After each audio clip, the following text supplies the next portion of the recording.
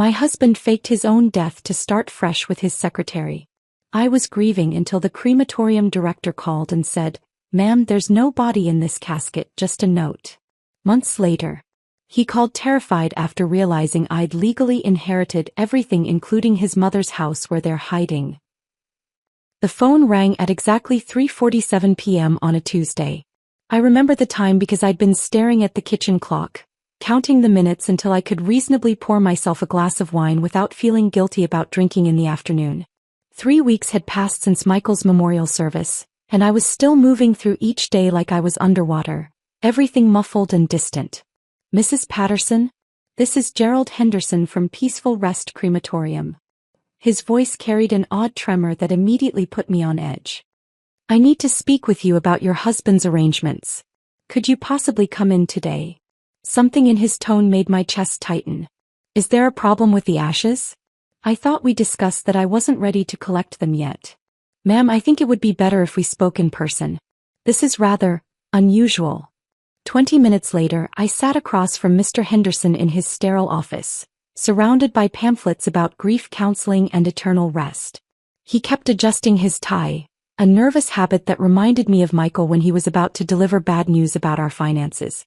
The irony wasn't lost on me that I was thinking of my supposedly dead husband while sitting in a funeral home. "Mrs. Patterson, I've been in this business for 32 years, and I've never encountered anything quite like this." He opened a manila folder with shaking hands. "When we went to complete the cremation process for your husband, we discovered that the casket was empty. Completely empty except for this." He slid a folded piece of paper across his desk. My name was written on the outside in Michael's distinctive handwriting, the same scrawl I'd seen on grocery lists and birthday cards for 15 years. The paper felt ordinary between my fingers, but holding it felt like touching a live wire. "I don't understand," I whispered, though part of me was already beginning to comprehend something terrible. "Mrs. Patterson, there was no body in that casket. Someone placed this note where your husband should have been."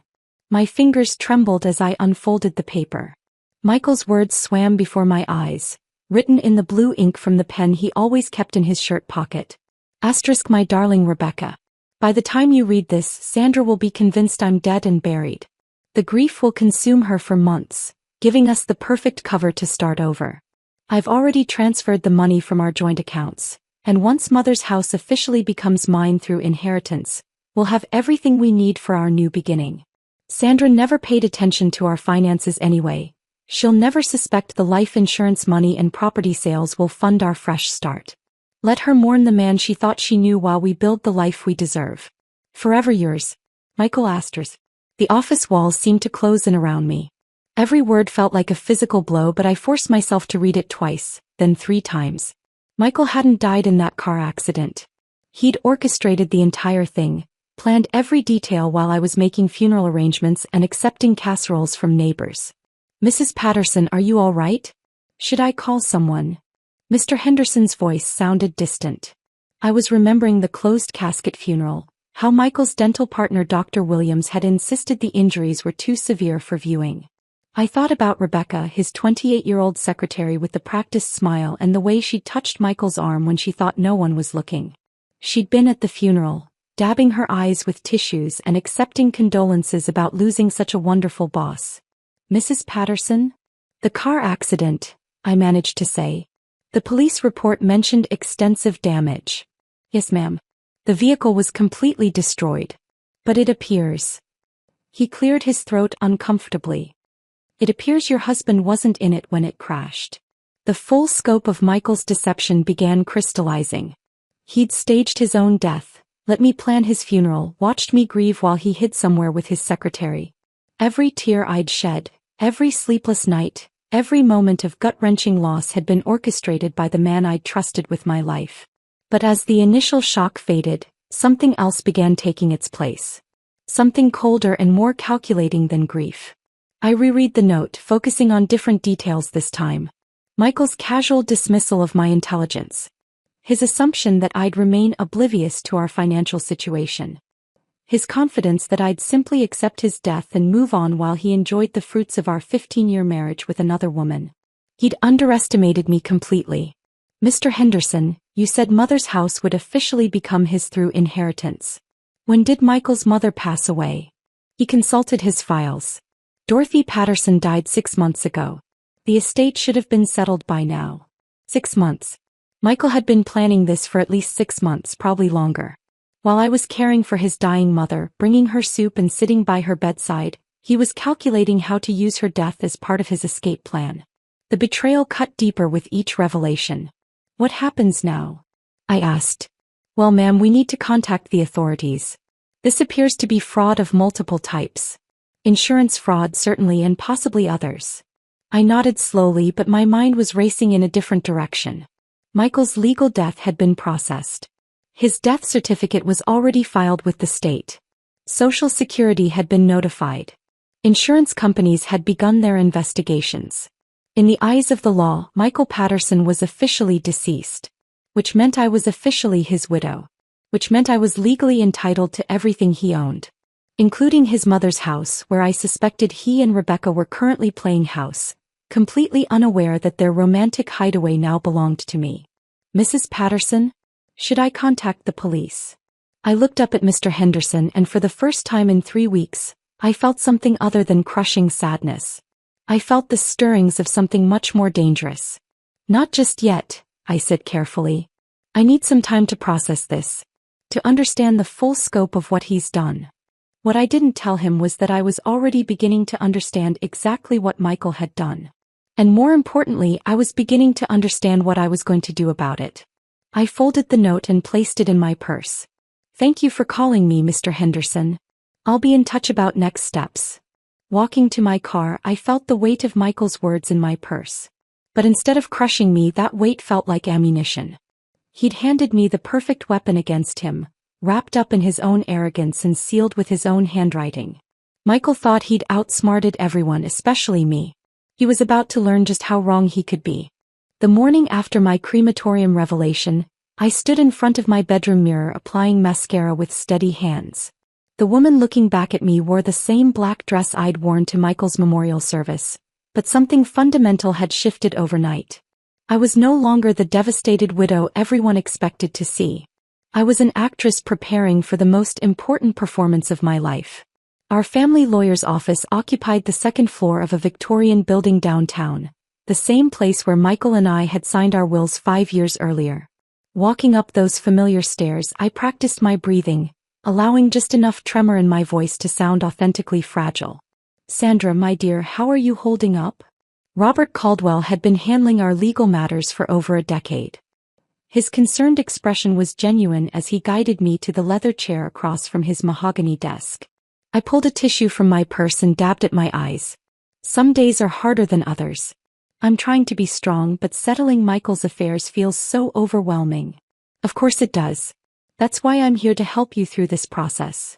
He opened a thick folder labeled with Michael's name. Now let's start with the immediate concerns. We need to transfer property deeds, update account ownership, and ensure you have access to everything you're entitled to as his widow. As Robert began explaining the legal procedures, I listened with the focused attention of someone memorizing a script. Every document he showed me, every account number he mentioned, every property description he read aloud was filed away in my mind like evidence in a criminal case. I had no idea Michael owned rental properties, I said, genuine surprise coloring my voice as Robert showed me deeds for 3 buildings in neighboring counties. Oh yes, he acquired these over the past few years. Quite the investor, your husband. The rental income should provide you with steady support during this difficult time. 3 properties I'd never heard of. Rental income that had never appeared in our household budget discussions. Michael had been living a financial double life, and I was only now seeing the full scope of his deception. But with each revelation I felt my strategic advantage growing stronger. And his investment accounts? I asked, maintaining my vulnerable widow act while internally cataloging every asset. Robert pulled out additional paperwork. Several accounts with different firms. He was quite diversified. Some of these show recent activity, though I'm not sure why he'd be moving money around so close to. He paused delicately. Well, before the accident. Recent activity. Money moved right before his staged death. Michael had been systematically preparing his financial escape, but in his arrogance he'd left a paper trail that now led directly to me. There's also his mother's estate to consider, Robert continued.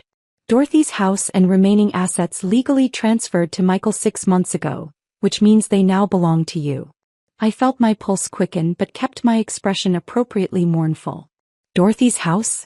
I haven't been there since the funeral. It must be sitting empty. Actually, Robert frowned at his notes. The utility companies show active service at that address. Someone's been maintaining the property. Perhaps Michael arranged for a caretaker before his death. A caretaker. If only Robert knew how accurate that assessment was, though not in the way he imagined.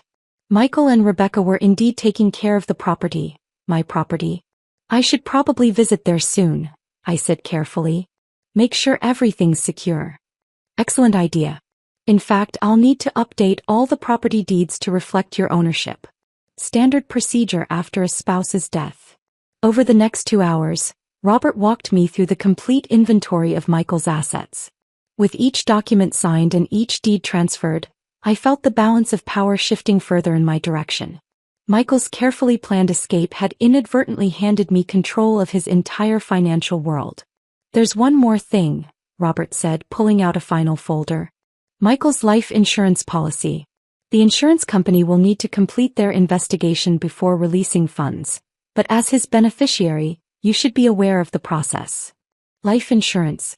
Another piece of Michael's puzzle falling into place.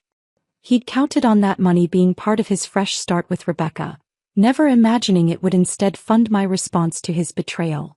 Leaving Robert's office, I felt the weight of knowledge settling around me like armor. Michael owned far more than I'd realized, and now it was all legally mine.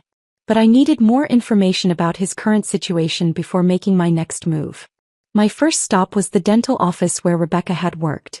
Dr. Williams, Michael's partner, greeted me with the same sympathetic expression I'd grown accustomed to seeing. Sandra, how thoughtful of you to stop by. We're all still processing Michael's loss. I wanted to thank Rebecca personally for her support during this difficult time, I said, noting how Dr. Williams's expression shifted slightly. Is she in today? Actually, Rebecca requested extended leave. She said losing Michael was particularly difficult for her, given how closely they worked together. He paused, choosing his words carefully. She mentioned needing time to process everything. Processing everything. What a delicate way to describe celebrating your lover's successful fake death while publicly mourning his supposed demise. Do you know when she might return? I'd love to send her a note. I'm not certain. She said she might not come back at all, that too many memories here would make it hard to move forward. Too many memories of conducting an affair with her boss, no doubt. Rebecca had burned her bridges at the dental office. Another indication that she and Michael were confident their new life was permanent. That afternoon, I drove past Dorothy's house for the first time since her funeral. The modest 2-story home sat on a quiet street lined with oak trees, looking perfectly normal from the outside. But knowing what I now knew, every detail took on new significance. Fresh tire tracks in the driveway. Curtains that hadn't been there during Dorothy's final months. A small garden that someone had been tending. Michael and Rebecca had made themselves at home in his dead mother's house, completely unaware that I now owned every square inch of their romantic hideaway. Sitting in my car across the street, I watched for signs of movement. A shadow passed by an upstairs window. Someone was definitely living there, probably believing they were safe and undetected in their perfect refuge. I smiled for the first time since discovering Michael's betrayal. They thought they were hidden, protected, and financially secure. They had no idea that their sanctuary had become my property, that their refuge was now my weapon, and that their perfect plan had handed me everything I needed to destroy the new life they thought they'd built. The Grieving Widow Act had served its purpose. Now it was time to begin the real performance. The next morning I called Secure Home Solutions, a local company with excellent reviews and a reputation for discretion. When the receptionist asked about my security needs, I practiced the weary tone I'd perfected over the past few days. I recently inherited my mother-in-law's house after losing my husband, and I need to secure the property.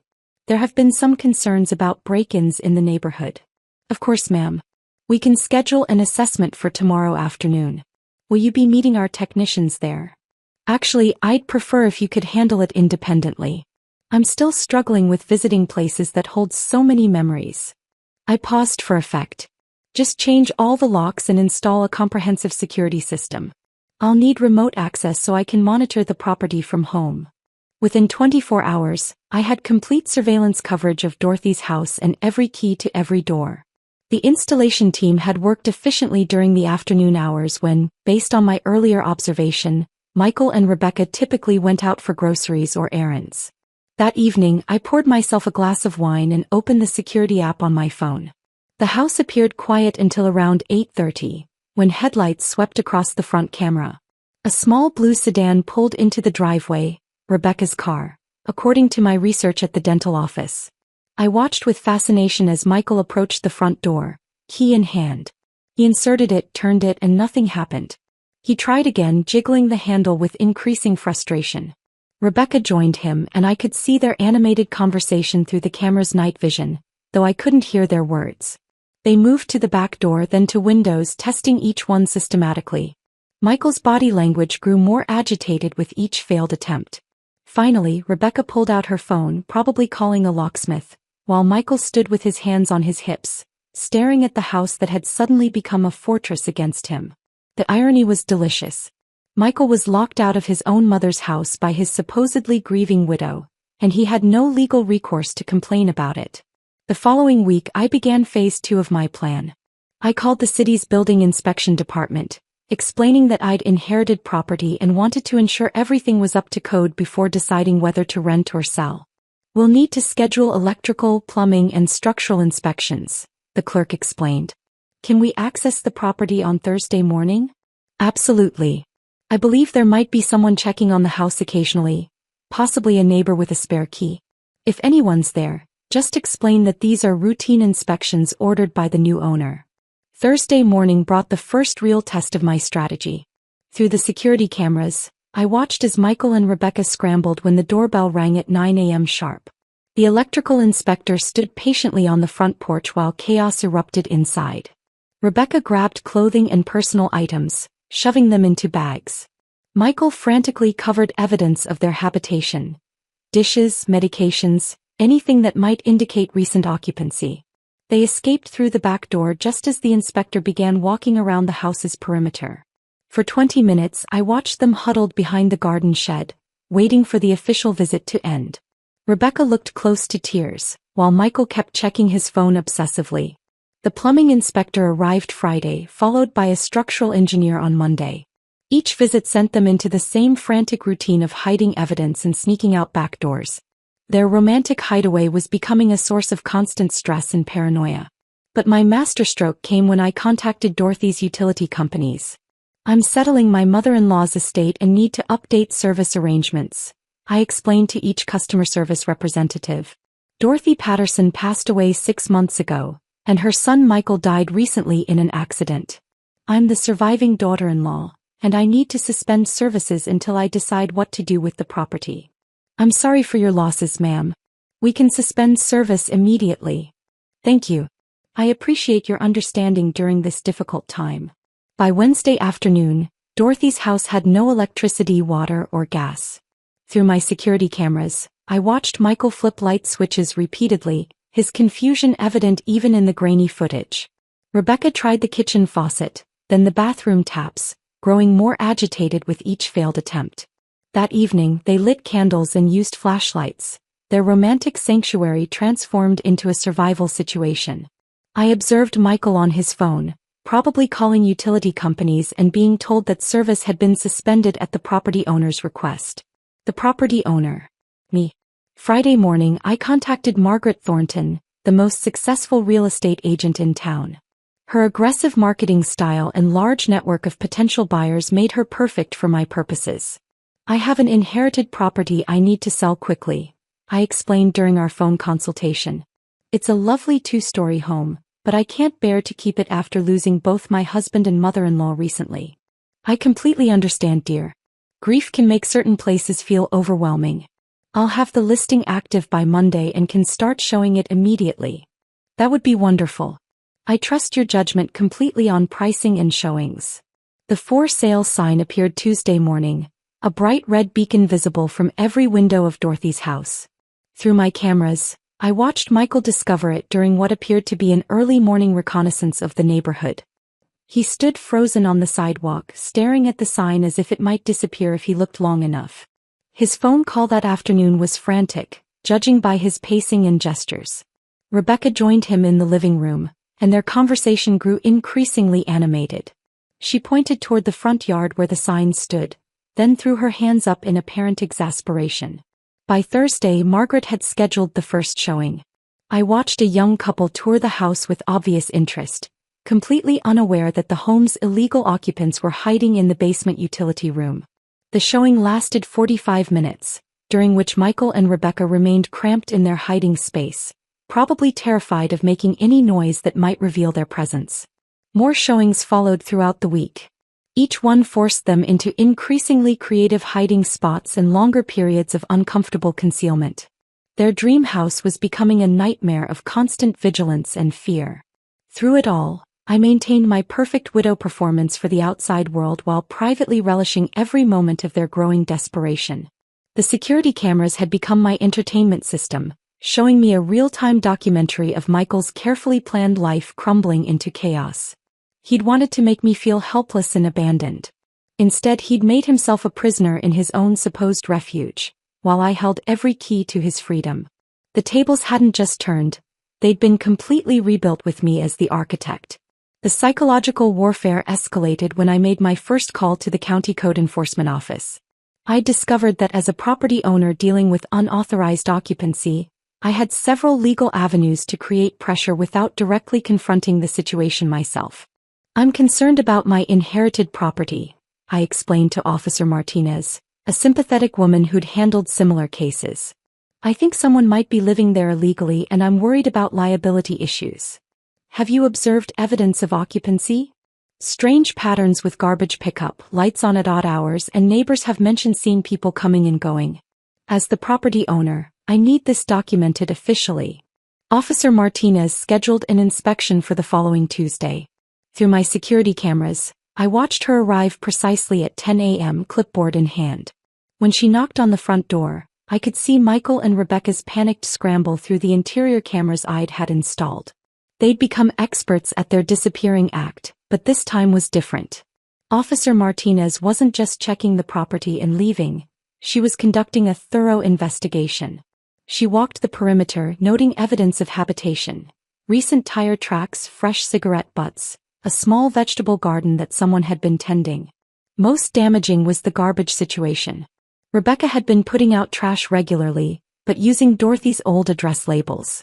Officer Martinez photographed everything, creating an official record of unauthorized occupancy. The violation notice that appeared on the front door 2 days later was just the beginning. I'd also contacted the health department, expressing concerns about potential unsanitary conditions in an unoccupied property. "Sometimes squatters create health hazards," I explained to the inspector. "I want to ensure the property is safe before I decide whether to rent or sell." These official visits created a pattern of constant intrusion that transformed their sanctuary into a source of perpetual anxiety. Every knock on the door could be another inspector, another violation, another step closer to discovery. But my most devastating move was financial. Michael's death certificate had been processed through every relevant agency, and I began systematically using it to dismantle his economic foundation. I started with his credit cards. Each company's bereavement department was sympathetic and efficient when I called to report the cardholder's death. "I'm sorry for your loss, Mrs. Patterson. We'll cancel all cards immediately and settle the account through estate procedures." His bank accounts followed the same pattern. As his legal widow, I provided death certificates and transferred everything into estate management under my control. Michael's checking account, his savings, even the small account he'd maintained for business expenses, all of it became mine to manage. The cellular phone company was particularly satisfying to contact. "Mr. Patterson's line will be terminated immediately," the customer service representative confirmed. "Any remaining balance will be settled through the estate." I imagined Michael trying to make calls and discovering his phone had been deactivated.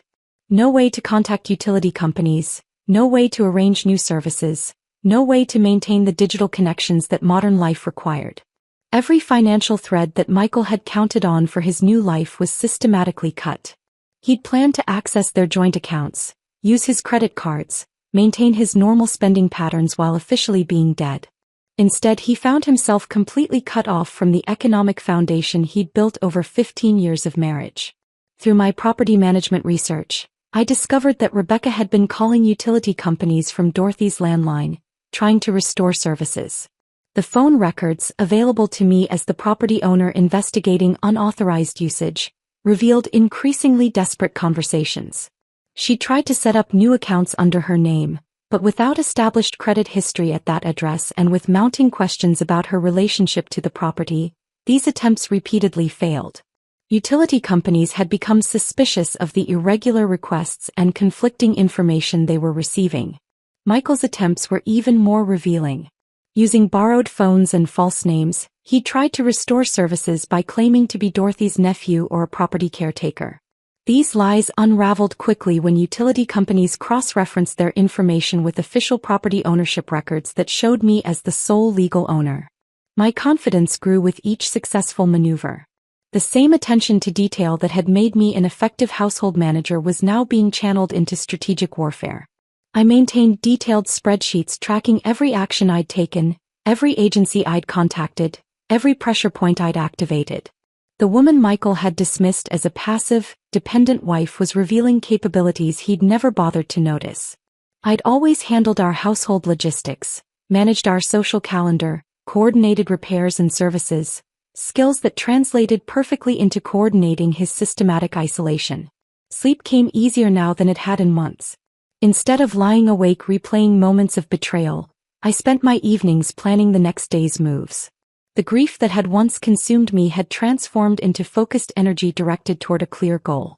Meanwhile, our small town's natural tendency toward gossip was working in my favor. I'd mentioned my squatter problem to a few key neighbors, who'd naturally shared the information with others.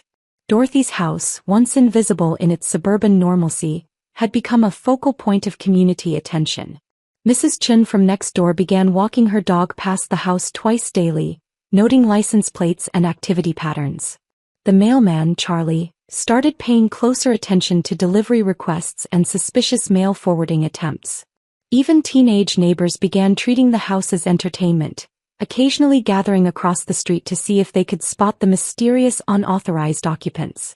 Michael and Rebecca's every movement was being observed by an informal neighborhood watch network that had formed around my property concerns. Their isolation was becoming complete, trapped inside a house they couldn't legally occupy, surrounded by a community that was actively monitoring their presence, cut off from financial resources, and facing mounting official pressure from multiple government agencies. The psychological pressure was working exactly as I'd intended. Through my security cameras, I could see the toll it was taking. Their conversations appeared more strained, their movements more paranoid, their entire existence reduced to hiding and surviving rather than enjoying their supposed romantic escape. Michael had wanted to start fresh. Instead, he was discovering what it meant to have no foundation at all. The call came at 7:23 p.m. on a Thursday evening, 3 months and 2 days after Mr. Henderson's revelation at the crematorium. I was in my kitchen preparing dinner when my phone rang with an unknown number. Something about the timing and the unfamiliar digits made my pulse quicken before I even answered. Sandra, please don't hang up. Michael's voice hit me like ice water.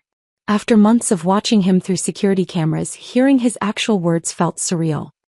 He sounded older, strained, with an edge of panic I'd never heard during our 15 years of marriage. "Who is this?" I asked, though we both knew the charade was pointless. It's me. We need to talk. There are some complications with Mother's house, and I think there's been a misunderstanding. Complications. Misunderstanding. The careful language of a man trying to discuss his fake death without actually admitting to fraud over a phone line that might be recorded. "I'm sorry, but I think you have the wrong number. My husband is dead. Sandra, please. I know this is confusing, but there are things about the accident that didn't happen the way people think. I can explain everything if you'll just listen."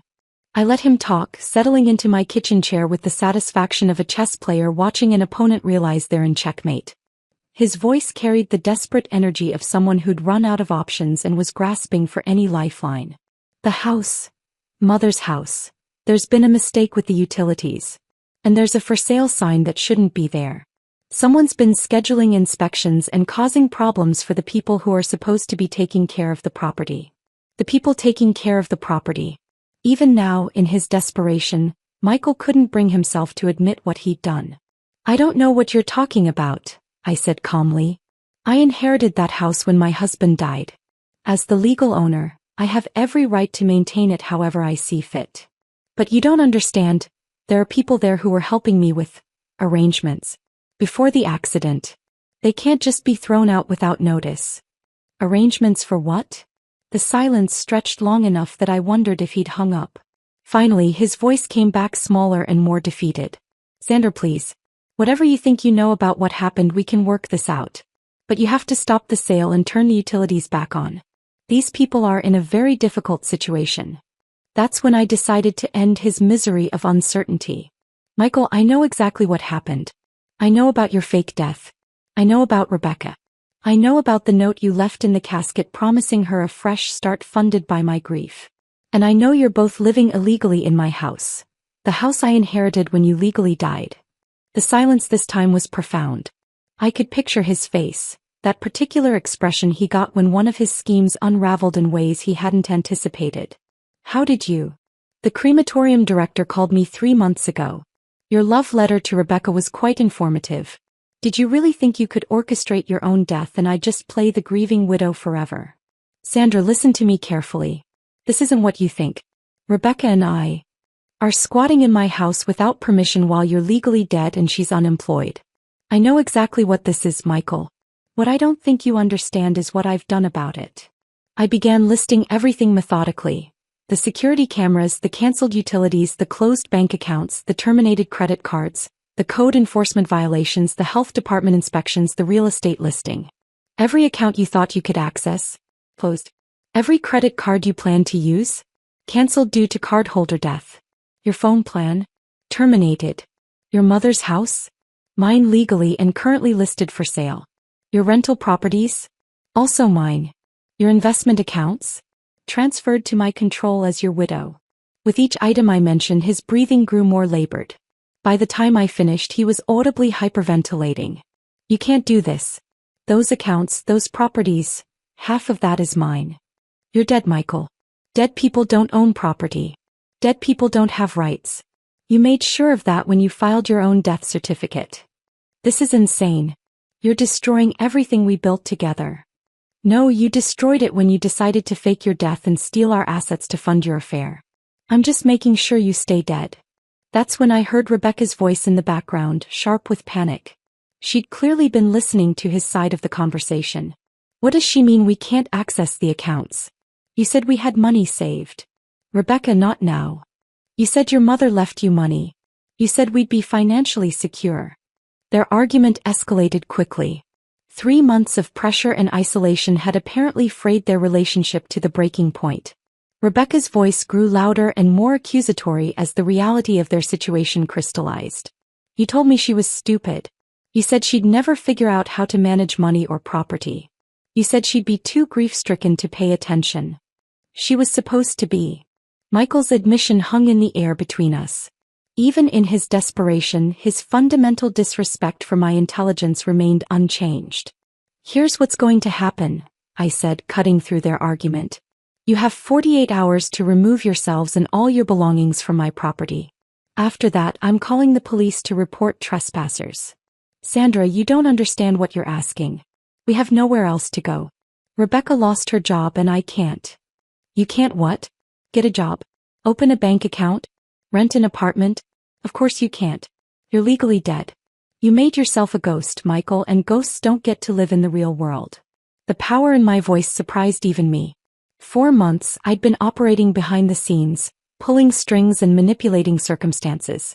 Now, speaking directly to the man who'd betrayed me, I felt the full scope of my control. You wanted to start fresh? Congratulations. You can start with absolutely nothing, just like you left me with. The difference is I'm still legally alive. What about Rebecca? She didn't know about the fake death until after. Rebecca knew she was having an affair with a married man. Whatever other lies you told her are between you two. My concern is getting squatters out of my house. I hung up on his protests, my hands surprisingly steady as I set the phone down. Outside my kitchen window, the evening light was fading, but for the first time in months, I felt like I was stepping into brightness rather than darkness. The tables had completely turned, and Michael was finally learning what it felt like to be powerless in the face of someone else's calculated decisions. The security footage from Friday night was everything I'd hoped to see. At 2:17 a.m., headlights swept across Dorothy's driveway as Rebecca's small sedan pulled up to the house one final time. Through the night vision cameras, I watched Michael and Rebecca move like shadows, loading their belongings with the desperate efficiency of people who knew they were running out of time. They had so little to pack. 3 months of hiding had reduced their grand romantic escape to a few suitcases and garbage bags. Michael carried a box that looked like it contained his electronics, while Rebecca struggled with what appeared to be her clothing and personal items. The contrast with their confident arrival months earlier was stark. Then they'd been moving into what they thought was their secret palace, now they were fleeing like refugees. I watched Michael take one last look at the house before getting into the passenger seat. Even through the grainy security footage, his body language conveyed defeat. Rebecca drove, her posture rigid with what I assumed was anger and disillusionment. They disappeared into the night at 2:43 a.m. and I never saw them again. The silence that followed felt profound. 4 months, those cameras had shown me glimpses of their declining situation. Their arguments, their anxiety, their mounting desperation. Now the screens showed empty rooms and still hallways. Dorothy's house was finally mine without the complication of unwanted occupants. But more than the physical space, I'd reclaimed something much more valuable: my sense of self. The woman who discovered Michael's betrayal 4 months earlier had been devastated, lost, completely unprepared for the reality of his calculated cruelty. The woman who'd watched him flee into the night was someone entirely different. I discovered capabilities I never knew I possessed: strategic thinking, financial acumen, psychological warfare skills that would have seemed impossible during my years as Michael's conventional wife. His betrayal had inadvertently freed me from limitations I hadn't even realized existed. For 15 years I'd been the supportive spouse, the capable household manager, the woman who handled details while her husband made the important decisions. Michael's fake death had forced me to become the decision-maker, and I discovered I was remarkably good at it. The transformation didn't go unnoticed. Within weeks of the squatter situation being resolved, neighbors began approaching me with genuine admiration. "Sandra, the way you've handled everything is just remarkable," Mrs. Chin told me during a chance encounter at the grocery store. "Managing inherited property while dealing with grief. And you solved that whole problem so efficiently. Most people would have just called the police immediately," added Tom Morrison from down the street. "But you handled it through proper legal channels, documented everything correctly. Very impressive." The respect in their voices felt different from the polite sympathy I'd received as Michael's widow. This was recognition of my competence, my intelligence, my ability to handle complex problems independently. People saw me as formidable now, not fragile. The real estate agent, Margaret Thornton, was particularly vocal about my capabilities when she called to discuss removing the house from the market. "I have to say, Sandra, your approach to the unauthorized occupancy situation was masterful. You created documented legal pressure while maintaining complete professional distance. I've seen property owners get emotional and make mistakes, but you handled everything perfectly. I decided to keep Dorothy's house rather than sell it. The decision surprised even me initially, but the more I considered it, the more symbolically important it became. This was the place where Michael had thought he'd found sanctuary with his lover, where he'd planned to enjoy the fruits of his betrayal. Instead, it would generate rental income that would fund my new independence. The renovation took 6 weeks and transformed the house completely. I removed every trace of Michael and Rebecca's occupancy: new paint, new flooring, updated fixtures, fresh landscaping. The master bedroom where they'd shared their stolen romance became a bright, airy space with no connection to their deception. The kitchen where they'd played house was modernized with clean lines and neutral colors. By the time I finished, Dorothy's house looked better than it had in decades. The first tenant, a young teacher named Emily, fell in love with it immediately. The rental income alone would be enough to support my comfortable lifestyle, but it was the psychological satisfaction that mattered most. Every month when Emily's rent payment arrived, I was reminded that Michael's supposed refuge had become my financial foundation. The place where he'd thought he was safe from the consequences of his actions was now generating the means for my continued independence from him. Looking back 6 months later, I realized that my methodical approach had been far more satisfying than immediate justice would have been. Simply calling the police that first day would have resulted in arrests and prosecutions, but it wouldn't have given Michael the extended experience of powerlessness that he'd inflicted on me. Instead, he'd lived for months with the same uncertainty and fear I'd experienced after discovering his betrayal. He'd learned what it meant to have no control over his circumstances, no resources to fall back on, no safety net to catch him when everything collapsed. Most importantly, he discovered that the woman he'd dismissed as helpless was actually capable of systematically dismantling his entire world. The revenge was complete, but it had become about more than just payback. Through the process of reclaiming my power, I discovered who I really was beneath 15 years of being Mrs. Michael Patterson. I was stronger, smarter, and more capable than either of us had ever imagined. Michael had wanted to kill his old life and start fresh. In the end, he'd succeeded, but I was the one who'd been reborn. He was somewhere out there living as a ghost of his former self, while I was finally living as my truest self. The woman he'd tried to destroy had become more powerful than the woman he'd married. That seemed like the most perfect justice of all. If this story of calculated revenge had you completely hooked, smash that like button right now. My favorite part was when Sandra calmly revealed she knew everything during that terrified phone call, watching Michael's world crumble in real time. What was your favorite moment? Drop it in the comments below. Don't miss more jaw-dropping stories like this. Subscribe and hit that notification bell so you never miss an upload.